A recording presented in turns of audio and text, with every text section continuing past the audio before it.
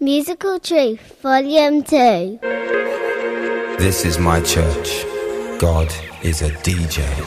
They call me arrogant, cause I speak when it's a room full of elephants. Some say man ain't happiness, man truly dies. Well, maybe we should all be praying for time. Oh, don't be fooled by what you see.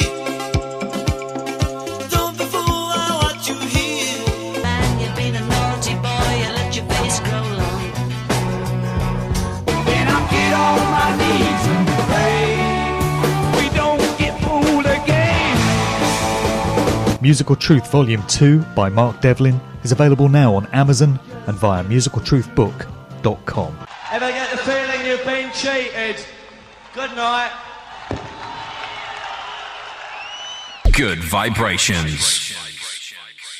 Alright, so welcome back to the Good Vibrations podcast. Regular listeners will be aware that it's been a minute since the last episode, and there's not been many during 2018. This is entirely down to the huge workload that I've had elsewhere this year. I've done a whole bunch of interviews to promote my new book, Musical Truth Volume 2, on various radio shows and podcasts over the months. I've done about 25 of these, and most of them have been about 2 hours long. And let me tell you, it's very mentally and emotionally taxing and wearing to stay on point for that length of time and try and come with incisive and truthful and empowering information. So that's certainly a huge workload in itself, which has detracted me from a lot of other things. I've also been travelling and touring, doing live presentations based around material in the book. That's also taken a lot of time.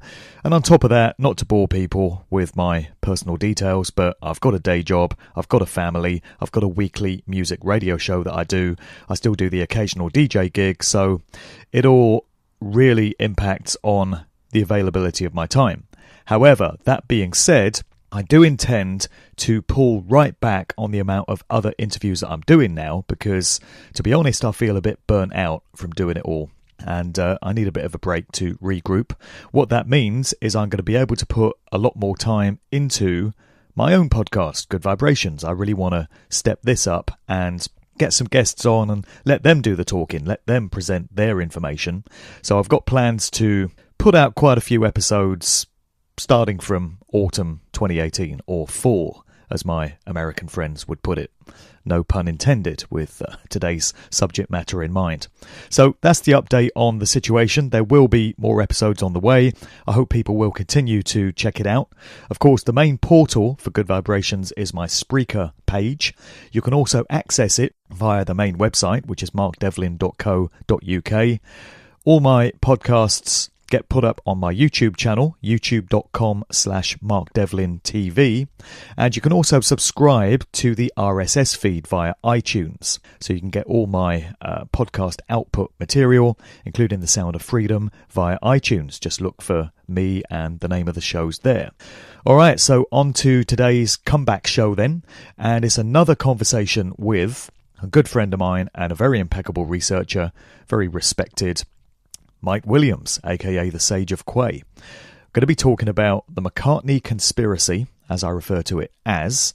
It is Paul McCartney material, but don't worry, we're not trotting out once again the official Paul is dead narrative and going through all those clues and stuff like that. That's been done many times before on many other shows. This is an updated revisiting to the whole McCartney situation from a more informed and advanced perspective, I would say. So this is advanced level material, not entry level.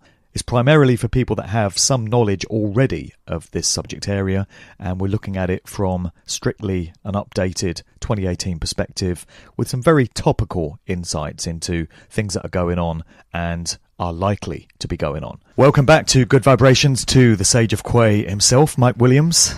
All right, mate? Hey, Mark, how are you? Happy to be back. Yep, I'm not too bad. And of course, you are, by default, Mr. PID when it comes to McCartney research, the go-to guy for all matters connected with Paul McCartney, which was never really part of your plan. But it's funny how life works out sometimes, right?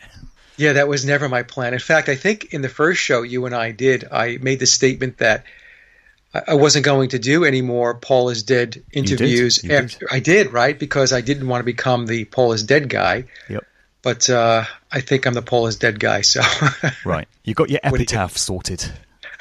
Mike Williams, he was the Paul is Dead guy. Really, I refer to this as a McCartney podcast. And this whole area of research now I just refer to as McCartney business, because I've stopped using PID, Paul is Dead. Yeah. Because, first of all, there's actually no documentary evidence that Paul ever did die. It's a myth, it's a legend. There's a world of clues and symbolic little pointers to suggest this is what happened, but there's actually no evidence. And as truth-seeking researchers, we are the sort of people that, like to go with evidence. And the other thing about it is, I think the phrase PID has taken on a bit of a stigma. It's kind of like flat earth and Illuminati. It's a button pusher.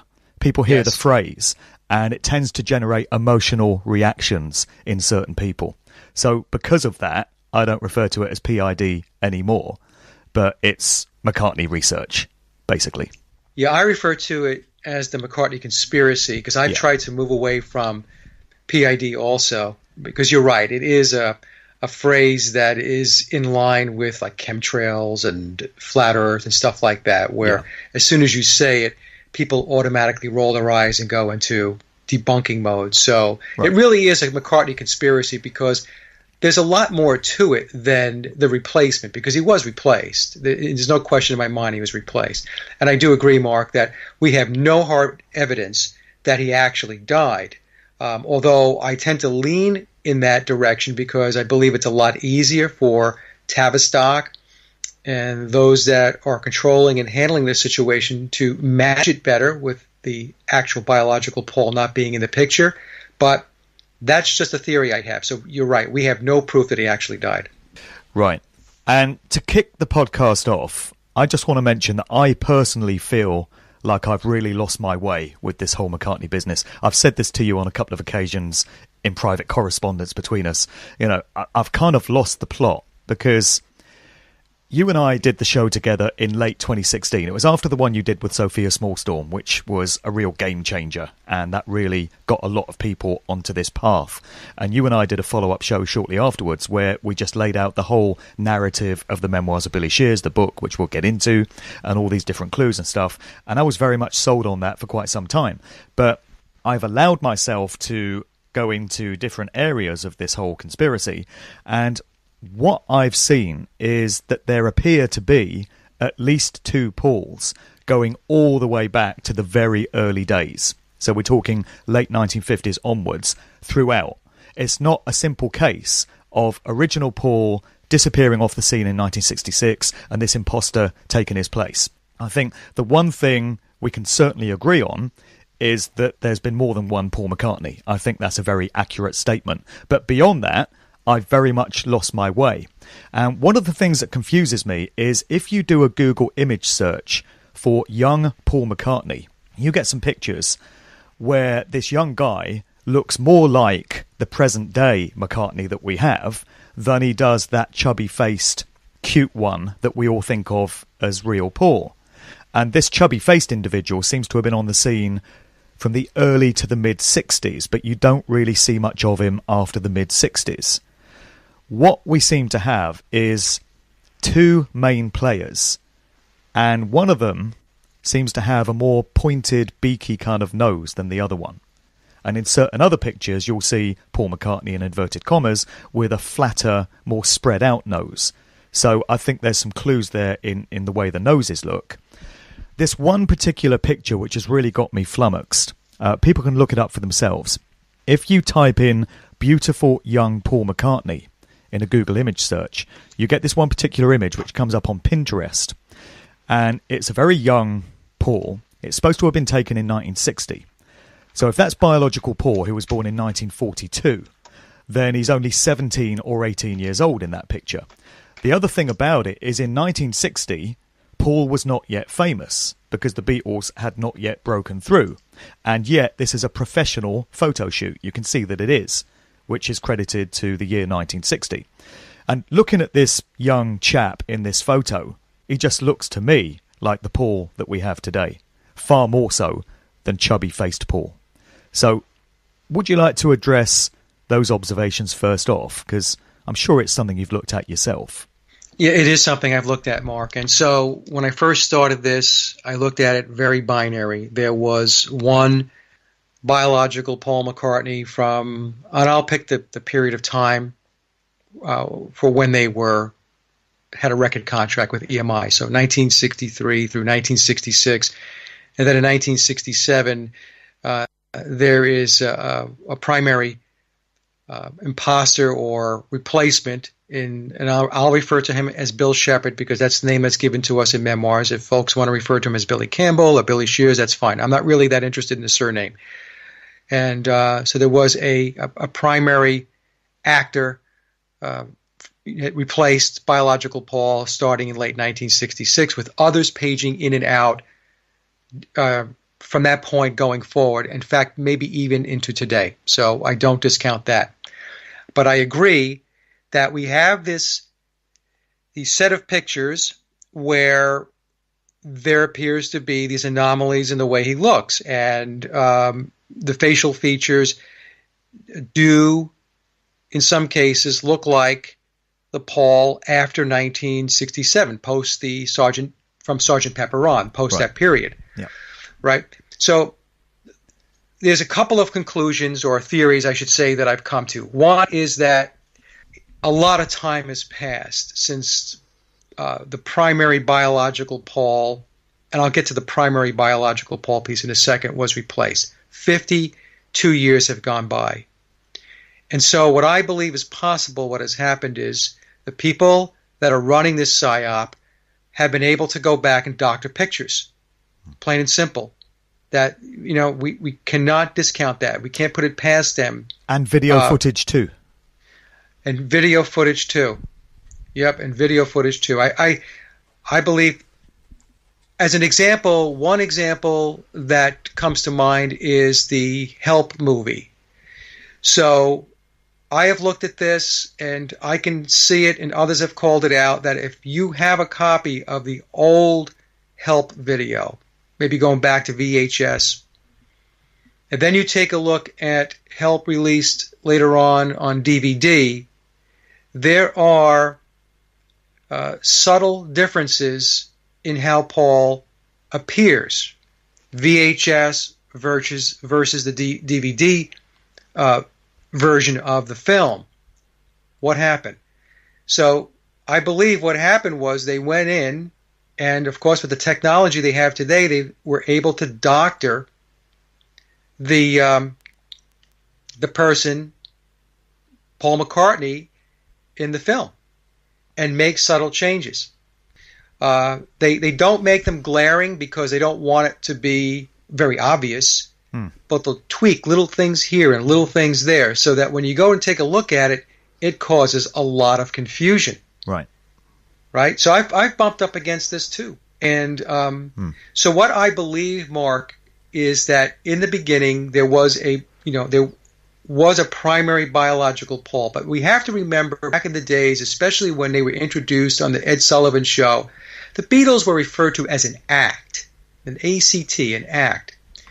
So I have come to the conclusion that there have always been doubles and lookalikes that were in play. Although there was a primary biological Paul, there was a primary biological John Lennon, and so on, that they were the main players. And in the early days, virtually most of the time, that's who we were seeing. But there were other times, and I believe it to be a small slice of the pie, where we were not seeing them, maybe in magazines, some kind of TV footage, cameos, that type of thing. There were a substitute, a lookalike, a double was used instead. And the reason why I believe that is very possible and plausible is because the Beatles were and still are a huge investment by British intelligence and Tavistock, and there was absolutely no way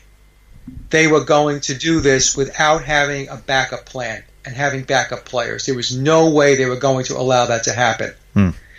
right? So they had to have the ability in order to have backfill and swap out where they needed.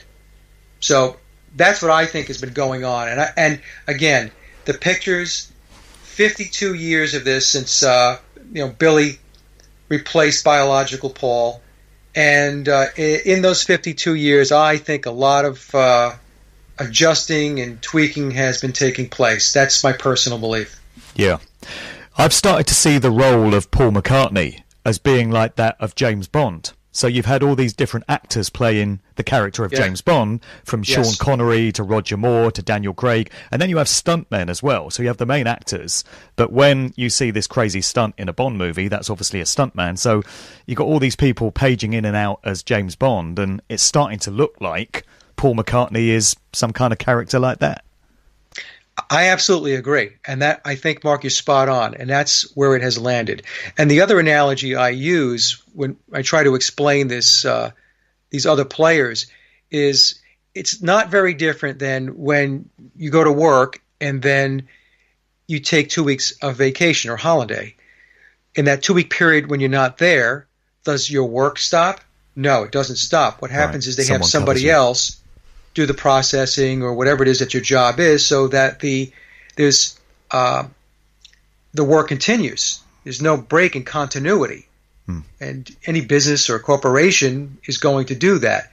So I believe that the same approach is applied to Paul McCartney. And I agree. He has become, unfortunately, to a lot of people who are following this, because I used to be in that boat. I mean, Paul McCartney was Paul McCartney, great songwriter and all this, and you believed it was one guy and he evolved over time and he was all this and all that. And now you're looking at it and saying, yeah, he's a character. Yeah. You know, it's a character that people are playing. Yeah. Yeah. So looking again at these two individuals that seem to have been playing the role for the most part, and I think there are probably others. I think we agree that there have been the odd stand-in that's turned up for absolutely a press conference here, a photo shoot there, you know. But there seem to be two main characters, and I mentioned there's a difference in the noses. So if you do a Google image search for Paul McCartney, you're going to see some of the time an individual with a pointed beaky nose, which seems to be the one we have today. The present day one has that beaky nose, and then the other one has a flatter kind of nose. But there's also a difference in the eye colour. So the beaky hook-nosed one seems to have greener eyes, and the straight-nosed one seems to have brown eyes. And the crazy situation with that picture that I mentioned, which dates back to 1960, where this young guy looks like present-day Paul, in inverted commas. Now, if the Billy memoirs narrative is accurate, then back in 1960, the individual playing Paul today, Billy, would have looked nothing like Paul and would have had no reason to, particularly if he was in these other bands like Billy Pepper and the Pepper Pots and the Diplomats, and then he was playing Vivian Stanshall later, but that involved makeup. So you would have expected him to have looked nothing like him. So this one particular photo really has me flummoxed. But there are others from that era as well, late 50s, early 60s. Now, the idea that there are two Paul McCartneys, two main guys, is not entirely incompatible with the memoir's narrative, because Billy could well have been the full-time actor, as the book claims, with either real Paul or another actor being the other one that we see all the time. Hope everyone's following. This gets very convoluted. So, you know, there's some crossover there between what Memoirs is putting forward and what we actually see, which is there's two Pauls the whole time. But there's another very tantalising theory that's been put forward by Miles Mathis, one researcher, and many others, which is that Paul, secretly, is one of twins, fraternal twins. That would explain why the two characters look so like each other. That would explain how they got away with it, because it would have been a military intelligence operation, and we know that the likes of MI6 and the CIA and stuff like doing experiments with twins. So can you just dive into that one, the whole idea that Paul could have been one of twins? I know it's come across your radar before, so what's your viewpoint on this? Again, I don't discount anything, Mark, because when we talk about who's involved and behind this, we're talking about very, very powerful people and very powerful entities. We start talking about British intelligence, we start talking about Tavistock and the Freemasonry, the Illuminati. You, I think, would be foolish, not you personally, but we would be foolish to discount the twin theory. Now, I haven't focused a lot on it. I have heard it. People have asked me about it. And my answer is, of course, anything is possible. It is possible. Because we can't assume that they have told us the truth, because we know, just based upon the fact that at a very high level, that biological Paul, the guy from 63 to 66, is not the guy today. That's not truthful. Now, if there's any foundation to the idea that Paul could have been one of twins, it means the memoirs narrative is bullshit, because there's no mention of it in there. So if you embrace the suggestion that there were twins, then you've got to throw out memoirs, because then it's just disinfo and it's leading you up the garden path. So how do we reconcile these two aspects? Well, I wouldn't discount it. I would say that if the twin theory is true, and again, if it's true, that's the thing. So I would say that Bill just left it out. I don't know. I mean, maybe he left it out because it would have been something that he couldn't talk about, with regard to his non-disclosures and his confidentiality agreements. So, I mean, we can make that argument. I could make that argument that because in memoirs, he does state in one of the chapters that he wanted to talk more about his family tree and his descendants. And in memoirs, if I recall, it's been a while now since I've read it, but there was one chapter which included a letter from his attorney that he put in the book where his attorney said, don't go there, don't do that. So he was not able to dive into his own family tree. And so perhaps, well, maybe not even perhaps, but having a twin brother is being part of the family tree is something that he couldn't talk about. You know, I could make that argument. But again, this is all predicated on the fact that the twin theory is valid. And to be honest with you, I've read a lot of Miles Mathis's stuff over time, and I'm going to give you my personal view. It makes for interesting reading, and I think it's entertaining. He also, if I'm not mistaken, believes that Mark Stacer is John Lennon. He does, yeah. Right, and I absolutely do not see that or agree with it. No, because first of all, Mark Stacer is up in Canada. He has a website. His website promotes his John Lennon impersonating, and he does parties and events as John Lennon and so on. And in fact, if you listen to Mark Stacer on YouTube, and he has lots of videos up there, there are many times when he does a spot-on, impeccable version of John Lennon, the voice, the whole 9 yards. And there are other times when I heard Mark sing, and he's off. I'm not saying he's off as far as singing in key. What I'm saying is the vocal intonation and the sounding like of John Lennon is not there. He falls in and out of character, if you will. So, yeah, so I don't know. So to kind of sum it up, the twin theory, I've heard it. I've been asked about it. I can consider it. I don't toss it out, but I don't put a lot of stock in it. I'll just leave it there, I guess. Well, I can see you've considered all these different options. You've obviously given it some thought at some point, so that's good that you're not just throwing it out automatically. But anyway, the twin idea, I know that in the 1940s, from information that I've seen, a lot of twins that were born, particularly those out of wedlock that went into adoption homes and the care system and things like that, were apparently separated. There used to be this strategy in Britain whereby they would split up twins and give them out to couples that wanted to adopt or foster, so that they were fairly distributed as they saw it. They wouldn't put two twins together in the same family, so they would be separated. They would go out at birth, and then there's the possibility that they could be reunited later in life, but of course they might not. But that's something worth considering as well, that maybe if we're looking at twins, they were separated at birth and then later in life came together in some way. But that's by no means me stating that's what happened, because I'm as confused as anyone in all this. In fact, the more I dig into this McCartney research, the more confused I become. And you might think the opposite would be the case, that the more hours you spend on researching it, the more crystal clear the whole thing becomes. But it just gets murkier and murkier for me. and I'm just being honest about that, I'm very far from having all the answers. This is a real mindfuck. Got to hand it to them. They've done a proper psy-op with this one. Yeah, this is really unbelievable. It really is. And I just try to boil it down to its very basic elements, Mark, because it is very easy to look at those pictures and say, what the hell is going on here? Am I going nuts? And of course, that's part of the psy-op, is for you to go look at pictures or for people to go do research and take a look at the pictures and to get very frustrated with it. Well, particularly if they've been doctoring old pictures and old video footage, as you suggested earlier. If they've been doing that, then what chance do any of us stand really in getting to the bottom of this whole thing?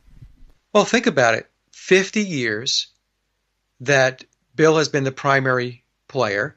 50 years is a long time for them to be able to go back and to doctor information. Now, the internet is not 50 years old, so they've had a nice piece of runway in which they were able to go and to disseminate photos and images, and I'll call them images because a photo is different than an image, where by the time the internet caught up, all of that stuff was out there. All these pictures were out there that would be very confusing once somebody dove in and tried to figure out what was going on.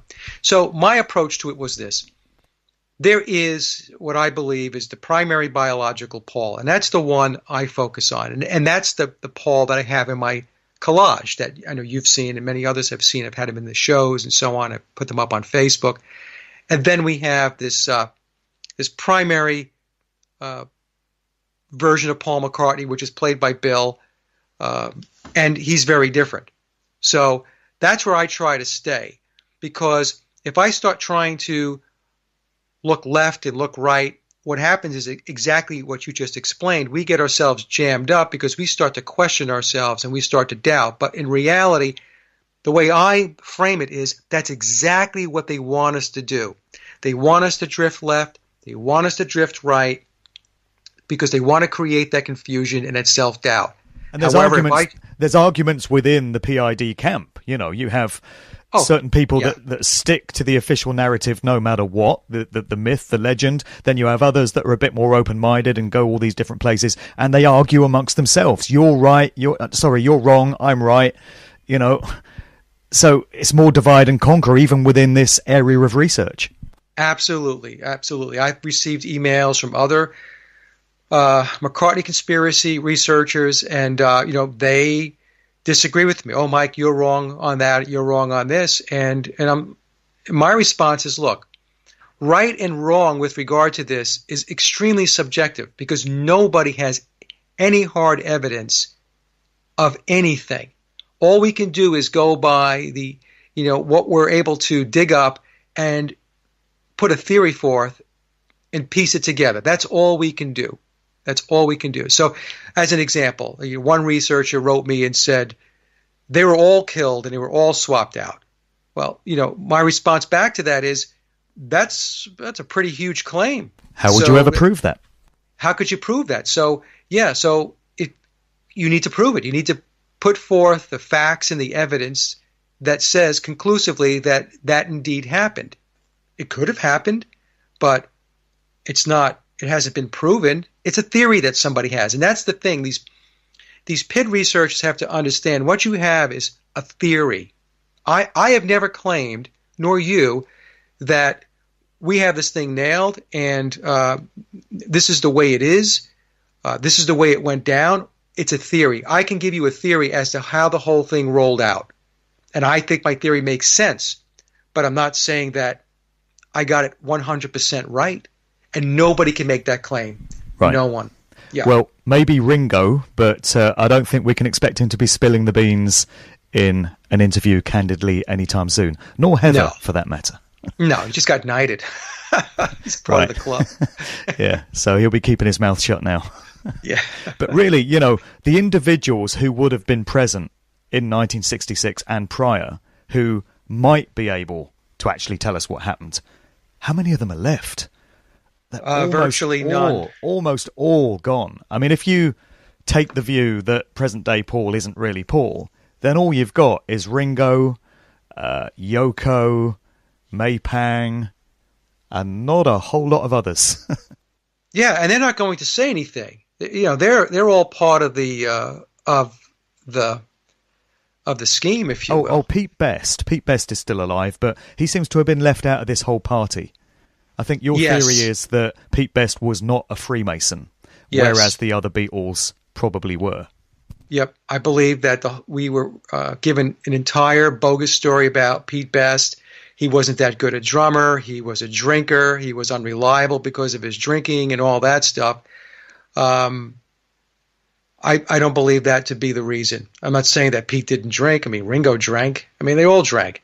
I believe it's because Pete was not a Freemason, and when it was time to throw the switch and say, yeah, those are the guys, that's who we're going to push forward, that's who's going to be the primary band in this program of social engineering, it's going to be the Beatles. They swapped them out. Goodbye, Pete, so sorry, and then they installed Ringo into the equation. Now, and we know Ringo's part of the club, like we just mentioned. Ringo just got knighted. That's right. Right. I want to say hi to Tom and Billy if they're listening. I meant to do that at the start. Hi, guys. I know you do listen to these shows, so welcome along. Welcome to Ringo, too, if he's listening. You never know. Just as an aside, you posted something to do with Stuart Sutcliffe the other day, which was a picture of him from 1961, was it, or 62, where he's sitting in a chair and he's making what appears to be a Freemasonic hand sign as he's sitting there. Now, this is a very strange business because he died in 1962 at the ridiculously young age of 21. And the story is he had got into a fight with John Lennon, and shortly after this, Stuart Sutcliffe developed a brain aneurysm, which killed him fairly quickly. And I think it was Stu Sutcliffe's sister, Pauline, who in a book claimed that it was the fight with Lennon that had caused the brain aneurysm. There's also a rumour that John Lennon and Stuart Sutcliffe were having a homosexual affair. Right. I don't know how much you've dug into all of that with regards to Stuart Sutcliffe. Well, what I know about Stu is the reading that I did about the Beatles years ago, and he and Astrid, she was the photographer, and just being really good and very good friends and close friends with the Beatles and so on. And but I believe that now, especially since I found these pictures of Stuart making Illuminati hand signs, hand gestures, that just lends credence to the fact that the whole secret society piece of this was in play a very, very long time ago. And this is something that I have said from the very beginning, that I believe that when I talked about the McCartney clan, especially his father, Jim McCartney, that he was a Freemason, because I did not believe there was any way this whole thing can go down without his father playing a major part in this. So when we take a look at Stuart in his hand sign, sitting in the chair, I'm one person on my Facebook page. I love him to death, but they say, well, Mike, maybe he just sat that way. Maybe that's just how he sits. And I'm like, no, that's not a normal way to. Yeah, that's not a normal way to sit. So he was clearly being staged to be photographed that way, making the upside down triangle pyramid. So what I conclude from that, Mark, is that as far as I'm concerned, that's just another nugget that we can put into the research here that shows that the Freemasonic roots, it goes way, way back, because there are folks that believe, and there are researchers that believe, that the Beatles were organic up until the point that Bill came in, and then they were controlled. So in other words, they weren't controlled prior to Bill showing up. They were controlled after Bill showing up. And what's happening now is, I believe there's an avalanche of evidence, if you just go back and take a look, that proves that theory to be completely wrong. That the Beatles were always on the radar. They were always in that pool of resource that Tavistock was looking at to see what they can do, how they can nurture these bands, how they can bring them about. And the Beatles happened to be at the top of the pecking order. Yeah. But there were many other bands below that. You had The Who. I mean, you had Keith Moon had the all-seeing eye tattooed around his left nipple. I mean, give me a break. Just a coincidence. Nothing to worry about. Just a coincidence, right. And then and we know Denny Lane is part of this whole thing, and Led Zeppelin, and we can go on and on and on. Donovan knew. You and I know about this. We've talked about this before. The Stones knew. The Stones for sure were a Tavistock Elton John project. found out. Yeah, I mean, so people have to get their heads wrapped around the fact that it's all controlled. That's really it at the end of the day. You have to stop believing that you have organic anything in the music and the entertainment business in particular. None of it is organic. I certainly don't buy that they started out organic. You know, the idea then is that they were this entirely natural, random grassroots band that wrote all these nice love songs like She Loves You and I Want to Hold Your Hand. And then at a certain point, they became corrupted and certain elements infiltrated the band. And then they went off down that psychedelic route and started putting out all this experimental stuff, which resulted in Sgt. Pepper, and which seems a pretty naive viewpoint as far as I'm concerned. You know, they're writing all these love songs, then they just decide to do this switch, or they're coerced to do this switch. I think right from the start, it was planned that they would spend a few years building the fan base, winning them over with these nice, catchy, accessible love songs that the whole family could enjoy, that get some airplay on Ed Sullivan, wins them over an American audience. But it would always have been in the plan that at a key point, which appears to have been 1966, they do the big switch and they go off down this route, which was always on the books. That's the way I see it. Yeah, no, absolutely. That's how it went down. Absolutely. And think about it, and it's all the numbers and the numerology that's involved in it. We know that through memoirs, the number 6, 66, 666, the nines. I mean, this is all in play. And numerology in the occult is, that's how it works. Numbers are very, very important. That's right. So, and that's another thing that we see playing through ever since the Beatles came into play. And I try to stress this to with folks that are into the research and listening. As an example, their first album, Please Please Me, released on the Parlophone label, which is part of EMI, was part of EMI. The album was released on March 22nd, 3/22.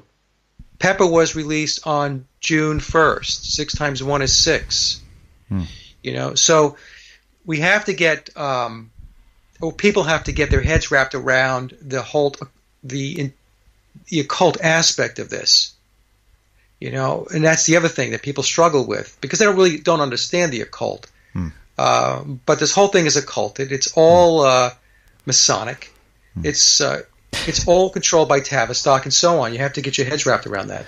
It doesn't matter if you yourself, anyone listening to this, doesn't believe in the occult, doesn't put any stock in numerology. They do. That's the important point. And actually, if you don't put any stock in it and you think it's all BS, that only aids them. That's only serving as an advantage to them because they're slipping all this stuff under the radar then and not being called out on it. So, you know, it's a thing whether any one individual chooses to recognise that or not.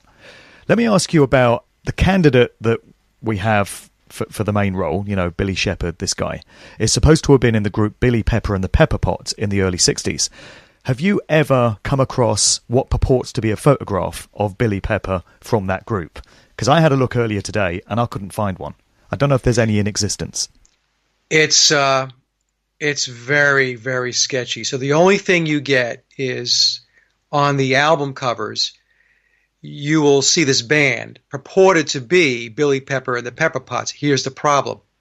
You don't know if those are the guys that are actually in the band or if these are actors that showed up for a photo shoot. That's the problem you have. So I'm going to say that I haven't seen what I consider to be a valid picture of Billy Pepper from Billy Pepper and the Pepper Pots. I looked at the album covers.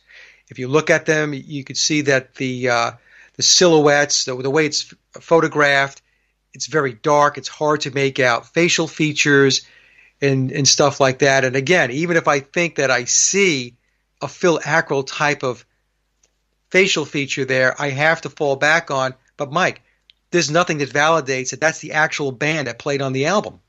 You know, so it's very, very elusive, Mark. So I don't think I have a good answer for you on that one. Yeah, fall back, no pun intended. Now, this guy, Billy Shepherd, also seems to have cropped up as the author of a book that came out in 1964. And it was, I forget the title of it, but it purported to be, Life on the Road with the Beatles. It was this guy talking about what it's like to go around all these gigs with the Beatles. And right there on the cover, you get it credited to Bill Shepherd, or Billy Shepherd, I think it is. Right. So that appears to be another little indicator that that's our man showing up there in 1964. Yes, and what it also shows is that he was involved in the Beatle arena before he was tapped to come in and replace biological Paul. So that's something else that has fallen into place here, that he's been around a while, or at least they want us to believe that he's been around a while, because we don't know if that was actually him that wrote that article, or the people behind the psy-op decided that they were just going to place his name on the article. And of course, there was a ghostwriter, right? And I know there's a lot of open switches here, folks. So if you're thinking like, there doesn't seem to be a lot of solid ground to stand on with this, you're right. Yeah. Well, if anyone could do a better job of providing primary evidence to prove the case one way or the other, get in touch. Exactly. Please step forward. Because we're doing our best with it here. Yeah. So I think that it's possible that they floated his name out there. I don't think he actually sat down and wrote I doubt that, wrote the article. But I believe it's possible that those that were running the psy-op, they just started dropping the hints. So that later on down the road, when a book like Memoirs comes out, you're going to see the name William Shepherd, Billy Shepherd, and now you're going to look back and you're going to say, okay, well, let's see where I can find him in the timeline going back in history. And of course, boom, you see that magazine or that article that was written, right?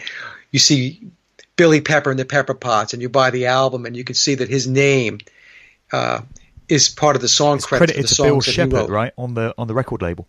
Yes, yep.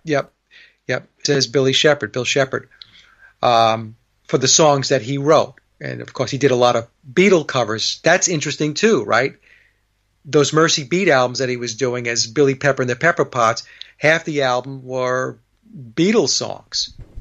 And the other half were original compositions that he and another fellow that he worked with, allegedly, this is what he says in Memoirs, those are songs that he wrote.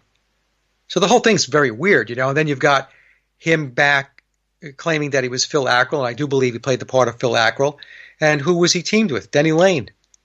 And then, Denny Lane comes back into the picture when he leaves the Beatles and he forms Wings. So, the whole thing is just one big happy family, if you ask me. We must get Denny Lane pissed more often. He gets a bit loose-lipped. I'm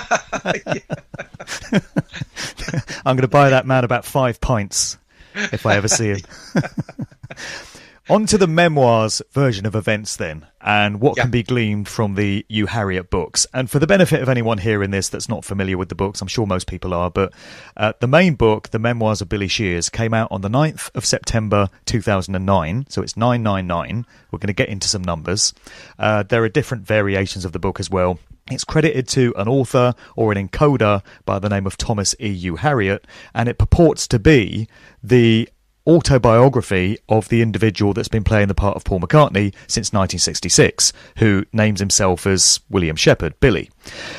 It's described as a work of historical fiction to get round all kinds of legal problems, so we as readers are left not knowing which parts are spilling the beans and telling the truth and which parts are pure fiction that's been embellished.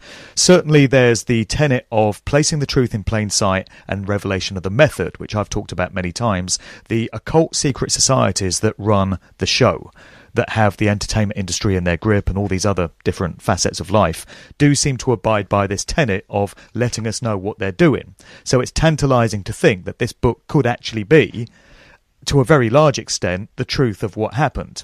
But again, we are left not knowing which parts might be truthful and which parts might be completely made up.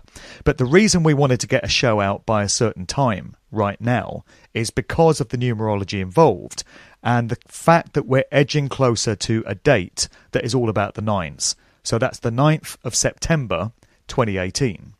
On the last big 999 date, oh, and by the way, if you chop off the 20 of 2018, you're left with the 1 and the 8. So there you get 3 9s, 999.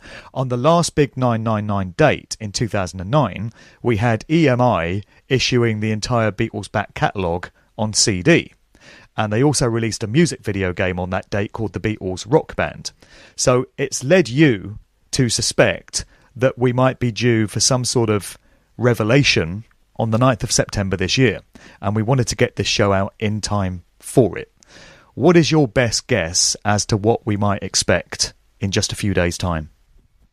Well, they're a little behind on some stuff, so let me just start with that. But let me back up a second, Mark, and let me just say this. Going back a few months ago, I had said that what we were going to get September 9th of 2018, he was going to release a new album.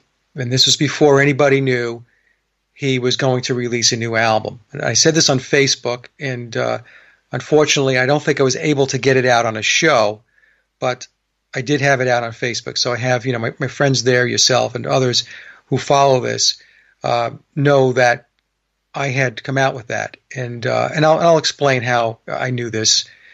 Also, I was told that he was going to announce a tour that was going to correlate with the release of his new album. And indeed, he did do that. And I knew about the tour, before he announced the tour, or anybody knew that he was going to announce a tour. So the way I came across this information is that there are folks within Bill's organization that have reached out to me. And I want to say this because, Mark, I get emails about this all the time. I have nothing to do with memoirs. I'm not compensated by it. There are no perks. There's nothing. You never wanted to be that guy. I never wanted to be that guy. But what's happened is I've put the shows out. They enjoy the fact that the shows are going out because there is a process of disclosure that's taking place. And there are groups within Bill's organization that are working on various projects that will, over time, disclose. I was told that full disclosure won't take place until after he passes away. So let me just go back. So one of the contacts, focal points within his organization, contacted me and said that I'm going back to maybe the May time frame. I don't remember the exact time frame, but it was a few months before September, and told me that the album was going to be released and that a tour was going to be announced. And I went on Facebook and I said, a CD is going to be released and a tour is going to be announced. And I said that the album will be released on September 9th, 2018. So Bill releases the album, but he releases it on September 7th, 2018. So I've had people write me and say, Mike, you missed it by 2 days. And I said, well, yes and no. Is this Egypt Station? Yes, Egypt Station, which is completely loaded up with occulted symbolism on the front cover. In fact, sure is. I sent an email to Michael Joseph, because you and I both know Michael. He's a good friend of ours. And I said, Michael, here's his cover. I said, I can pick out things because I've done enough research to pick out, the occulted pieces of it. I said, but you, being an expert in the occult, will be able to not only point it out, but tell us what it means. So Michael has agreed, once his schedule frees up, it's going to be after September 9th, to do a show to take the audience through what that album represents from an occulted perspective. So we're going to have that covered. So if anybody is wondering about that, we will decode Bill's his new album. Let me just ask, though, I was under the impression that Egypt Station was released early August. It's already out.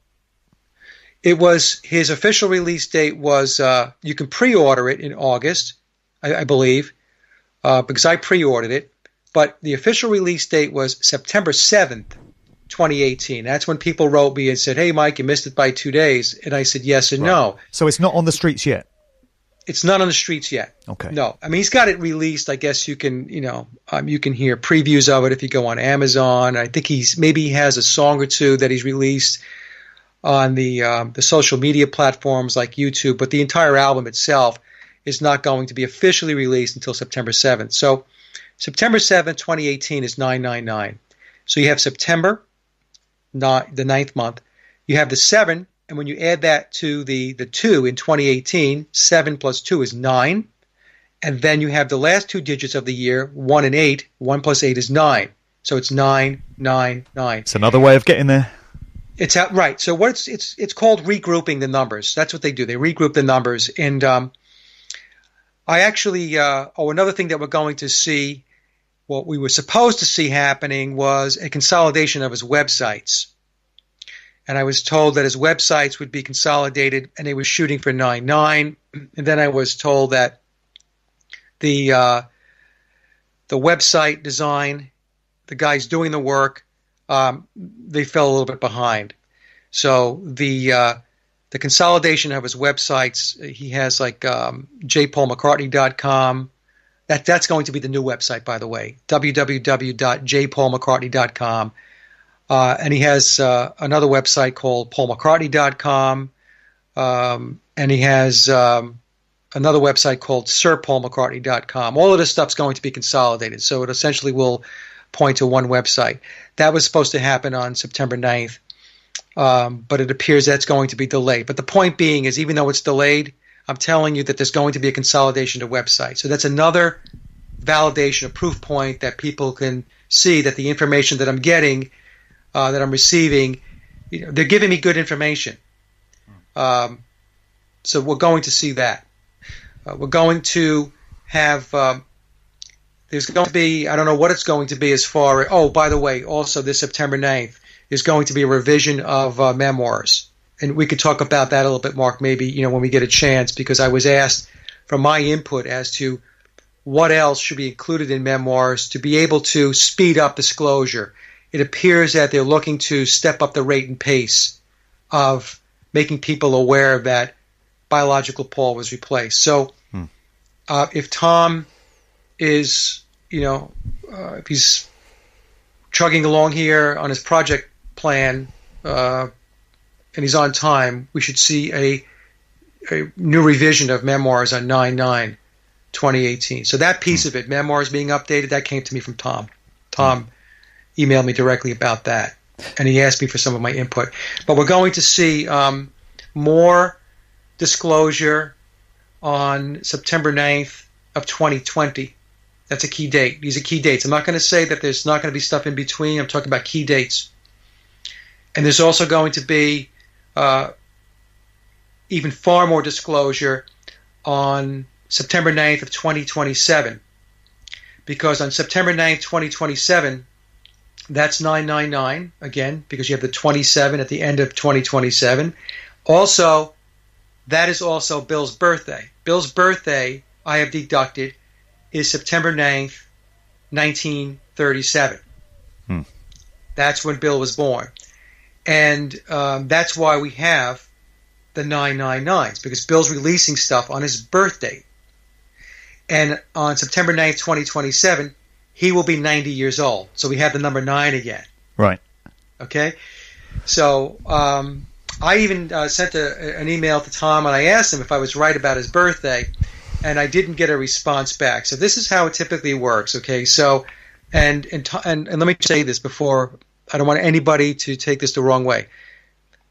Tom has been very gracious, and I say this in all the shows. He has answered a lot of questions that I have asked him, and but there are certain things that Tom cannot answer. So when Tom can't answer something, typically what happens is there's no response. He won't write back and say, I can't answer that, Mike. He will, when he can answer something, he gives me an answer. When he can't answer something, it just basically goes unanswered. So when I asked him about Bill's birthday, there was no answer. So I'm convinced that it's his birthday. Also, when I had Nick Shylock on the show, Nick, very bright kid, 16 years old. Many of you who are listening to this have probably heard that show. The song Birthday that Bill wrote when he was with the Beatles for the White Album, that song was finished up on September 18th of 1968. So, of course, September 18th of 1 and 8 is 9. So we're back to the 9s again. So probably what happened there was with Birthday, the song Birthday, in all likelihood, he was shooting for September 9th. But I'm a songwriter, so what happens sometimes is you get behind. You have to make a change. You want to change a track, whatever it may be. And so there's a delay. And so what Bill did was he picked the next date in which he can get a 9 out of, and he selected 9/18 for the song Birthday. So I think that that's a very strong clue. So I believe September 9th to be his birthday, and that's why we're seeing all this 999 stuff. Right. You know, I checked for 9/9/90, so September 9th, 1990, to see if there was anything significant in Paul McCartney's life. Couldn't find a damn thing. But I thought, you know, if this 9s theory is correct, shouldn't there have been something significant on the 9th of the 9th, 90? But I've completely drawn a blank on that, just as a matter of interest. Yeah, I don't know. I honestly, I haven't checked that, so I haven't gone through all the dates. Apparently, McCartney was on tour in 1990, but it ended late July. So, according to, you know, Wikipedia, he was just kicking his heels in September and doing nothing in particular. Yeah, okay, so I don't know, we should look at even September 9th of 1999. Well, that would be something that we should probably take a look at, too. Yeah. Now, full disclosure, so everybody knows, I'm being told, is not going to happen until he passes away. So we will get more and more disclosure, and they do want to awaken people to the fact that, you know, Bill's been in place. We've got to keep ourselves alive. We've got to keep ourselves alive for that date. Yeah, you know, we can't exit this life without being around for that revelation. Yeah. Well, I received an email from Tom, and he had said to me that you mentioned before the people that were behind all of this. We're talking about the real people behind this, not the players like the Yoko Onos and stuff like that, the May Pangs, but the people that were actually pushing the buttons and the strings, right? They're all dead. They're all dead. So all the people that were behind creating this entire Tavistock project and this psychological operation, they're not here anymore. Yep. But of course, there are those that have carried on the quote unquote the legacy of managing this thing. But the original players have all passed. Yeah. Now, you mentioned that someone from the McCartney camp reached out to you with some information about forthcoming revelations. Are you referring to Tom, or is this somebody else? I can't go into great detail because I cannot disclose the sources, and I don't want to shut off any of these sources. Right. I will say that it's both. Okay. Okay, that's all I could say. I'm sorry, Mark. Mark is such a good friend, folks. I wish I know. I'll tell you off air, maybe, but I can't do it here because I promised that I couldn't disclose certain things, or I wouldn't. Well, you put me on to an email that you had received from a very high-profile producer on the British music scene. Yes. That's all I'm going to say. And this individual had been starting to show an interest in the work that you and I had put out. And you tipped me off, and I've since been in contact with this individual. I've been to see him. We've had a very interesting discussion, and he's told me a load of stuff. I'm not going to reveal who that is because this individual doesn't want me to. But from time to time, we do get approaches like this, and we have to honour these people's request to stay out of the limelight. But you know, there could be more to reveal on that front in the future, let's just say. Yeah, and maybe we should talk on that thread, and I'm not saying it's this person, by the way, but there is two other points, very important points, I think, that need to be understood about this McCartney thing that came from inside sources, people within the industry that reached out to Mark and I. And one of them has to do with, and I've mentioned this on shows before, but it has to do with the battle that Bill was having with Michael Jackson at first, and then with Sony with regard to the song rights. And it was explained to me that by a person within the music industry that understands this. This is not something that they were pulling, out of their rear end. This is something that they clearly understand. Is that what Bill was doing when he was having that bidding war with Michael Jackson, and then the wrangling, the legal wrangling with Sony, was he wanted a piece of the publisher's action, the publisher's royalties. And the reason is because he was not and is not the songwriter, so he does not have he's not being paid the royalties as the owner of the songs, the owner of the copyright from the original biological Paul song. So as an example, he's not receiving any ownership royalties for songs like Yesterday, Eleanor Rigby, Paperback Writer, all of those songs that everybody knows from Revolver Back. So in order for him to get a piece of the action when he plays those songs in concert, as an example, he has to negotiate with the publisher to see if the publisher will relinquish a piece of their action and flow it to him. And the argument that Bill made was that, hey, this is a no-brainer because it's win-win. If you give me a piece of the action, when I go on tour, I'll roll out and play a bunch of these biological Paul songs. I make money, you make money. So what do you say that we come together and we come to an agreement? And eventually he did come to an agreement with Sony. It's confidential. Nobody will know the terms of that, but it was explained to me that that is what was going on.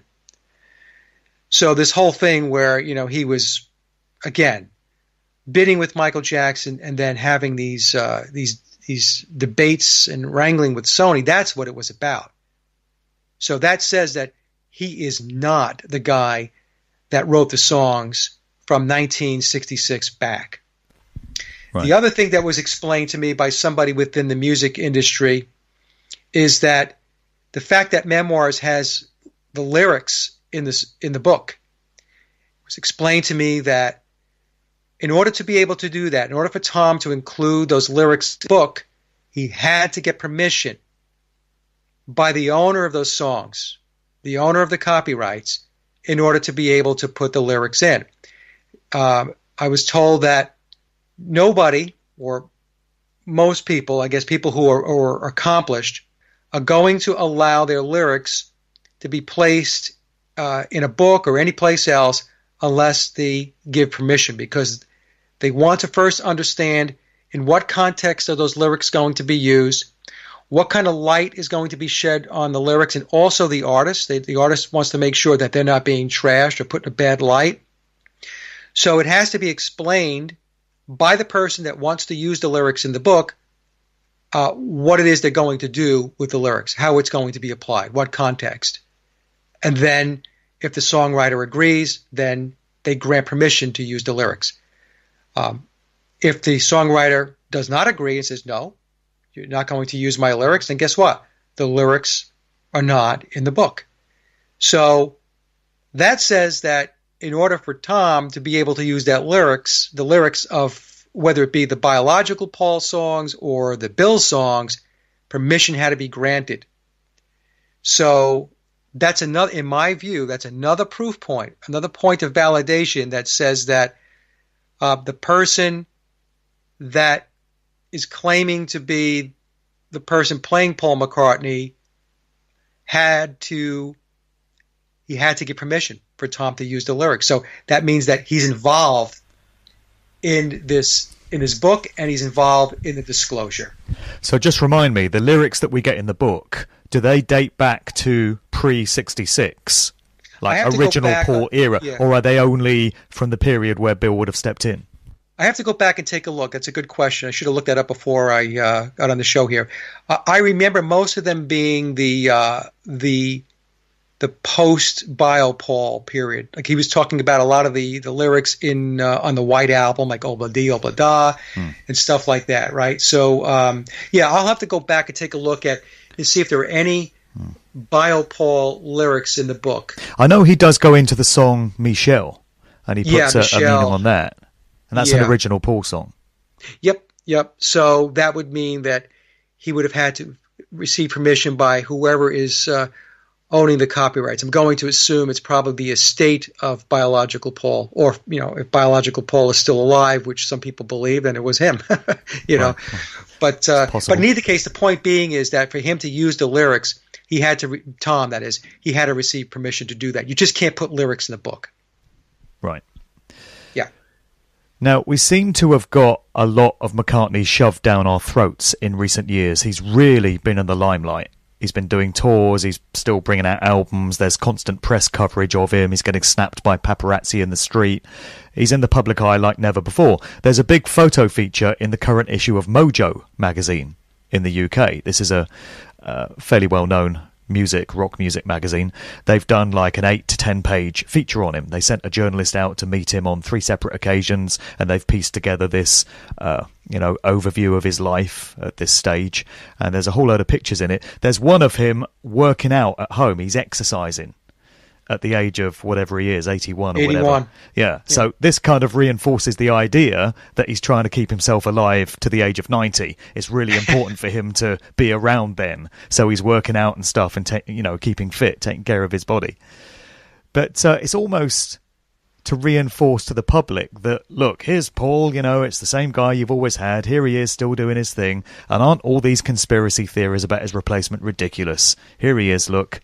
It's like we're getting this rammed down our throats the whole time. He did that show with James Corden, the carpool karaoke thing, just recently, where he went back to supposedly his original childhood home in Liverpool and played a gig in a pub and all this kind of thing. So they're just ramping up the PR on this guy big time, which is quite incredible for, well, if you believe it's Bill and he was born in 1937, then he's 81, or if you think it's the original Paul, then he's 76. Either way, it's an old guy. Yeah, and I believe the reason why he really is doing a lot of TV and magazines and stuff like that is because this year we have the 9918 is the triple nines. He's 81. 8 plus 1 is 9. So, as I said, and for some people, they just think this is goofy stuff, but the numbers, the numerology is very, very important. So I believe he's looking at it, it's like the planets have aligned, and so this time is right for him to go out and to do all of those appearances. And it's very interesting, Mark. It was explained to me that what they're actually doing is they are putting Bill out there. Well, Bill's putting himself out there, I should say, because Bill, by the way, folks, I don't believe that Bill is a 33rd degree Mason. I believe that he is now in the illuminated degrees. And so he's very high up the ladder of the Freemason pyramid of power. And it's separating the wheat from the chaff. This is how it was explained to me. And for the profane, for those that are asleep and not awake, they will continue to rejoice and believe that this is biological Paul. So they will continue to be in the play, part of the theater production, and that's fine. And that's how they define the profane. I mean, that's what they do. They just basically don't go any deeper than the topical or the superficial, the veneer that's being presented in front of them. But there's another piece of it where they are putting it out there, communicating out to the masses that he's not Paul McCartney. And that's for those that they're trying to awaken, and they consider that to be the process of enlightenment. Well, for those with the eyes to see, there has been more than enough information now for you to come to this conclusion. It's not as if they've been stingy with the clues. Exactly. And so we can make an argument, or I can make an argument, that it's not all bad. Some people look at this as just, horrendous. what's gone on here, all the lies and the deception. And I agree. Look, I believe there's better ways to do this than all the lies and deception. But if you look at it from the perspective of how Freemasonry looks at and how they conduct their ideology, their belief system, their religion, it's all about duality, and it's all about becoming illuminated and enlightened, leaving the arena of the profane and moving up, ascending, if you will. So as you said, Mark, they're playing both angles of it. If you're profane and you want to believe the story, the fairy tale that has been presented and is continued to be presented, that's fine. There's nothing wrong with that, but that's where you're going to be. You're going to continue to sit in the land of the profane. However, if you are picking up on these things and you are looking into it and you're trying to understand it and you're doing research and you're having revelations and epiphanies, they look at that as a good thing. They look at it as separating, as I said before, the wheat from the chaff. And this is how they roll. I'm not saying, folks, it's good or bad. I'm just saying, I'm explaining to you how they view it, what they're doing. And that's what they're doing. That's what Bill's doing. Well, that's a very interesting way of looking at it. They got both bases covered. And I know Michael Joseph would love that one because he's all about profane, the profanities. What do you make of McCartney's new single? You've heard that, right? I Just Wanna Fuh You. It's horrible. F-U-H. Yeah. I can't see it getting a lot of radio play. And it's very morally debased in its subject matter. And you might expect better from somebody of 76 or 81 years of age in terms of a message. So he's saying, I just want to fuh you. He'll be lucky at his age. Yeah. I listened to the song. And to be honest with you, Bill, if you're listening to this, with all due respect, because I'm one of these people that believe that you are very talented and you've written a lot of great songs from 1967 on. It's extremely disappointing, Mark. I thought the same thing. I thought, you're 81 years old. Why are you coming out with that song? Now, is there some kind of occulted meaning behind it? Probably, because that's what he's all about. But I thought to myself, it was probably a better way, a better song. I just want to change your colostomy bag or something like that at his age. I was very disappointed. I listened to it and I just kind of shook my head. And I thought, really? That's the best you can come up with? That's the single? So, I think he's going with what sells, what's in vogue. And this is the sort of thing that Katy Perry or Lady Gaga or one of these stupid pop puppets they've got today would come out with. Pop music has been morally debased, and this is the kind of stuff that kids like. And he's making records with Rihanna and Kanye West and people like that. He just seems to be trying to endear himself to a younger generation who don't really know who he is, but if he makes songs like this, they're going to dig it.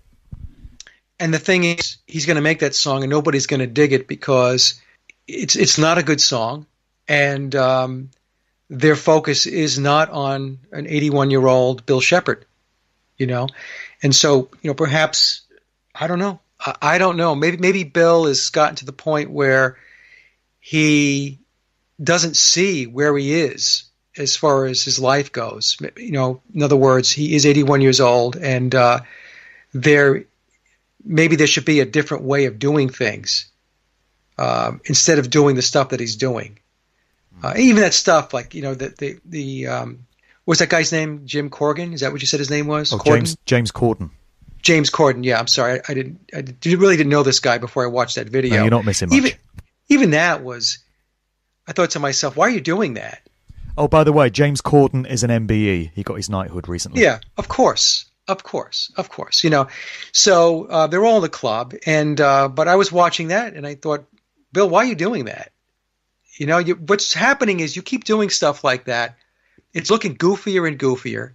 You're becoming a caricature. You're tainting your true musical abilities when you come out with the single that you and I just talked about. You're better than that. That's how I kind of look at it. And so, again, the whole thing to me is become kind of a joke. And I really wish that he wouldn't go about it that way. My personal view.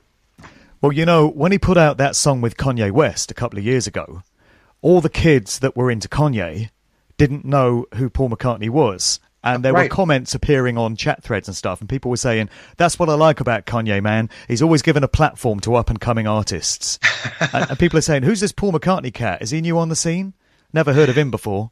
Yeah. That's, you know, there's kids who have no idea of the Beatles' heritage and who this guy is, and he just seems to be trying to endear himself to this generation, as if to say, hey, look at me, I'm making records with Kanye, I'm cool. It's embarrassing. It's embarrassing. And that's, you know, and like I said, I do all the research and present this stuff, but at the end of the day, I have a tremendous amount of respect for his skills and his expertise as a musician. There's no question the man is very talented. So when I see this stuff, it is embarrassing, and I feel embarrassed for him.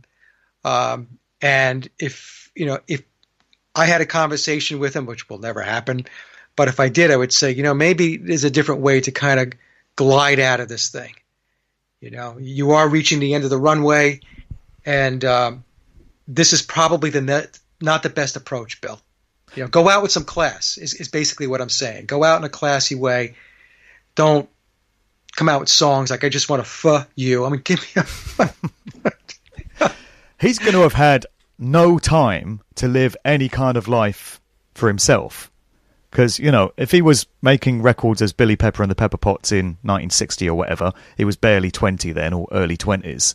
And if he's going to see this thing through to whenever he exits this reality, you know, he spent his entire life, his entire adult life, just playing roles with no time to just be Bill and relax and chill and do whatever he wants to do. You know, he can look in the mirror. He doesn't even see himself. He sees a plastic surgery representation of somebody a part that he's playing. Like he has a permanent mask on his face, and he has that permanent mask on his face for, you know, his whole life. And I can't imagine how that can be. You know, no matter how much he wants to say what a good life it's been, and he can't believe that all this has happened to him, and all the fame and the fortune and all that stuff. That's great, you know, but what life would you have had if you didn't do that? You say, well, I wouldn't have had all the money. Yeah, okay, maybe you wouldn't have had all the money, but there was a whole nother life out there that you were born into that you should have experienced, and you didn't. You didn't. You know, you were always in the land of make believe. You were in the land of pretend. You were, as you say, Mark, a lifetime actor. And I don't know. I mean, I wouldn't want that. If somebody said to me, "We're going to give you all this money, but you have to have all this plastic surgery, and you got to play this part, and you got to do it for the rest of your life," I would have said, "You know what? It's not worth it. It's not worth it. I'm not going to do it." But he decided to do it. Yeah. In that Mojo magazine feature, he's getting vaguely spiritual in some of the stuff he's talking about. He says that, you know, when we leave this life, we go on to a much better existence. So there's that quote in there. He's thinking about what lies next for him. You know, he's getting reflective like that. Yeah, well, and the thing is, his biggest issue is, and I did converse with Tom a little bit on this. It was through some Facebook comments. He is in a position where nobody knows who Bill Shepherd is. He's written all these great songs from Sgt. Pepper on, through his Wings period, his solo period. I mean, he has written great songs, folks. For those that want to be adamant and say he hasn't and it wasn't as good as Paul's songs, look, you can't say that songs like Maybe I'm Amazed, Band on the Run, Live and Let Die, I mean, we can go right down a whole list of songs. I mean, he's written great songs. Yeah. But nobody knows that Bill Shepherd wrote those songs. Nobody knows who the hell Bill Shepherd is. And that's got to be very, very taxing on him right now. And that's why I think the whole disclosure process is underway, Mark. It's because I think by the time he passes away, he wants to have at least some level of understanding out there that he was the guy. It was William Wallace Shepherd that wrote these songs, not a guy named Paul McCartney, because Paul McCartney, as you said, he's just a part that people are playing.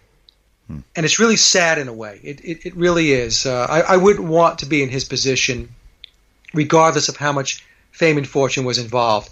If I did something and I was doing something that I felt was contributing to the world with great music and everything else, I'd want people to know that Mike Williams wrote those songs. Not some alias, not some AKA. I mean, that's, I don't know. Right. I think it's weird.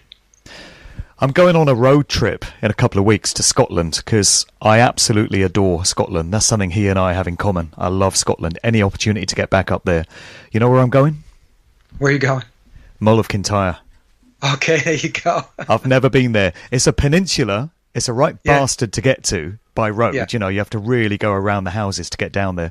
But I'm just going to spend 2 or 3 days going down to the Mull of Kintyre, down to Campbelltown, and taking a look at the place and seeing if I get inspired.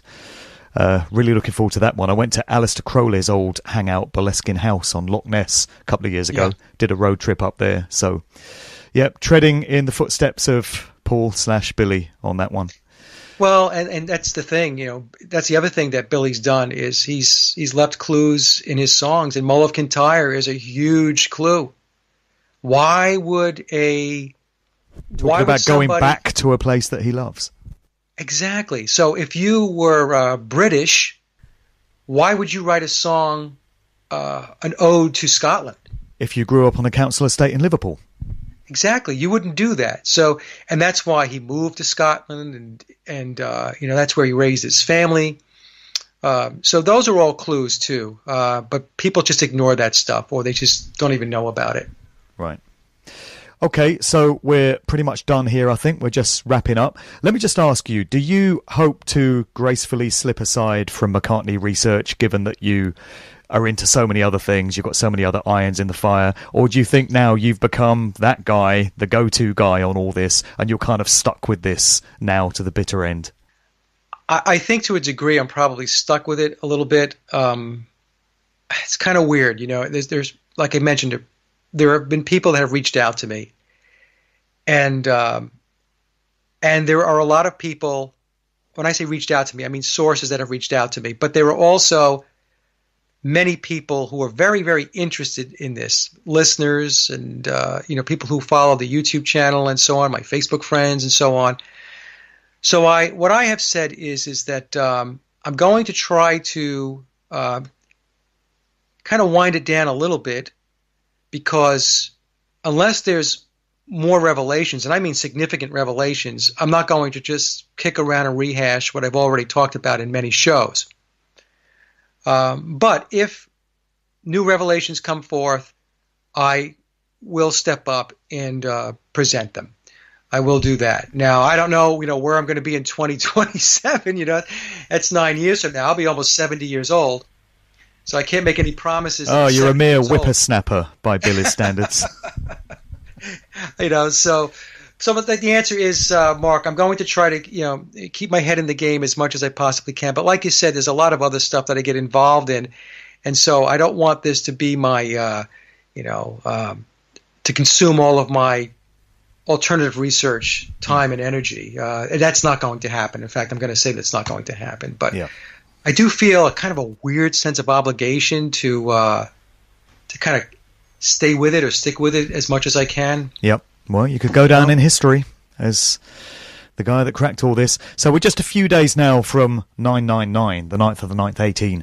How are you going to feel if nothing earth-shattering comes out of the McCartney camp on that day? Or would you take it that the Egypt Station album release is the thing that we were waiting for? Yeah, it was the album. And it is the tour that was announced to follow up the album. It will be the revision of 2 memoirs, so the memoirs will be revised. Now, whether Tom will be able to get that out exactly on 9/9, I don't know. He did tell me he was under the gun, to get that cranked out. But like I said, whether that's actually going to happen on September 9th, I don't know. So that will happen, and then we're going to see the consolidation of Bill's websites. That's going to happen after September 9th, though, because of delays, project plan delays. But so I feel good that those 4 things are representative of being involved in that 999 parameter. So well, yeah, those are the things that we should expect. Those 4 things. And if we sit around waiting for the 9th of the 9th, 2027, and nothing happens, we'll be really pissed off. Or what's going to happen if Bill passes away before then? If the plan is for him to make 90, but he doesn't, goes under a bus or something, that's really going to scupper things, isn't it? Well, it's interesting you should ask that, because when I was told that they're trying to hustle along, speed up the disclosure a little bit, I thought, well, why? Is it because you just feel like the original project plan didn't have as much of an impact as they thought it was, and so the original project plan is behind? Or is it because, no, the project plan is chugging along the way it's supposed to be, but maybe Bill ain't going to make it, so they want to kind of speed things along? So it's either, in my view, it's one of those two. But I did find that interesting that they're looking to quicken the pace a little bit, and they are trying to do that. I was told that. Yeah, keep doing your workouts, Bill. Yeah. So I'm looking forward to the show that you mentioned with Michael Joseph, taking apart the symbolism of the album, Egypt Station. Yeah. And you and I did a show with Michael just recently, which will be released in a few days, where we got into all kinds of stuff. Elephants in the room, basically. That was a great show. It really was. In terms of your own shows, just remind people where they can go to find the rest of your work. Yeah, all you need to do is go to my hub website. It's Sage of Quay, SAGEOFQUAY.com, and right there you'll find links to all of my platforms. That's best place to land to go find my work. This is just for Vibrations, I'm picking up vibrations, I'm picking up vibrations, I'm picking up